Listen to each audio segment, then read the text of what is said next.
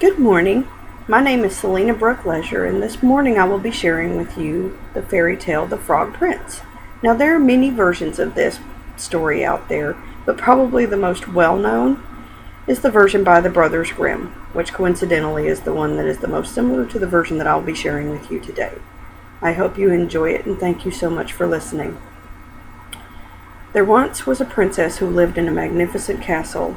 She had countless beautiful clothes, jewelry, and precious possessions, but of all these, her most favorite possession was a simple gold ball.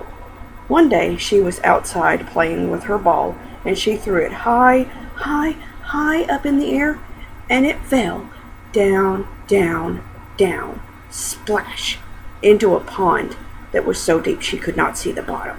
Sitting down by the pond, she began to weep. "Oh, I would do anything to get my ball back," she cried. "I would give up my clothes and my jewels and my precious possessions." Just then, a large green frog crawled out of the pond. "What use do I have for clothes and jewels and precious possessions?" the frog said. "Get away, you wet, nasty thing," cried the princess. "You cannot get my ball back for me." "Aha! But that is where you are wrong, princess," said the frog. "Give me what I want, and I will get your ball back." Shuddering, the princess asked, "What is it that you want?" "I want to come live with you," said the frog. "I want to share your table and eat your food, and sleep on your silken pillow and share your bed." The princess cringed, but agreed. "Do you promise?" said the frog. "I promise," said the princess. "Just hurry!" So the frog swam down deep, deep, deep into the bottom of the pond and emerged carrying the princess's gold ball. Shrieking with happiness, the princess snatched up the ball and ran away. "But what about your promise?" cried the frog, but the princess ran on without answering him.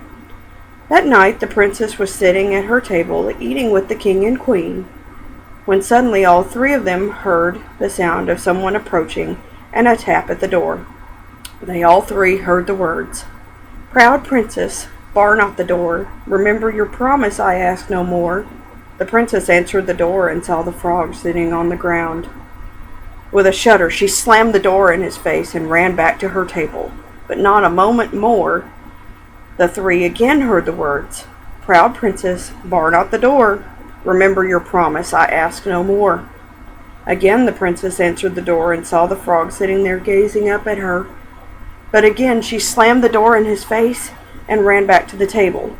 Upon hearing the words for the third time, the king turned to his daughter and asked, "What is the meaning of this?" Sadly, the princess told her story. The king frowned at her and said, "A promise is a promise and must be kept."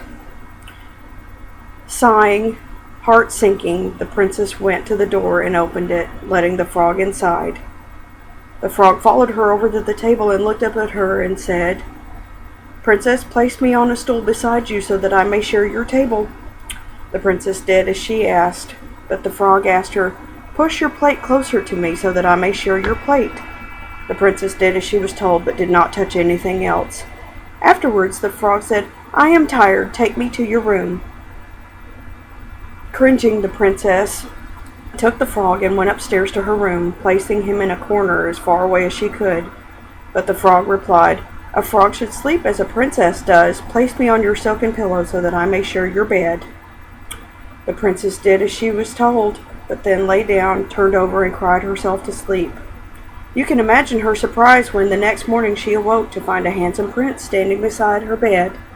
Looking down at her, he said, "I was enchanted and cursed to remain in the form of a frog until I found a princess who would allow me to live with her and share her table and sleep in her bed." The princess remembered how rude she had been and was sorely ashamed.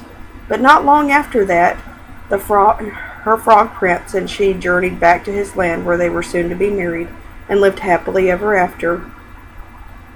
I thank you very much for listening today and hope dearly that you enjoyed my story. Thank you very much.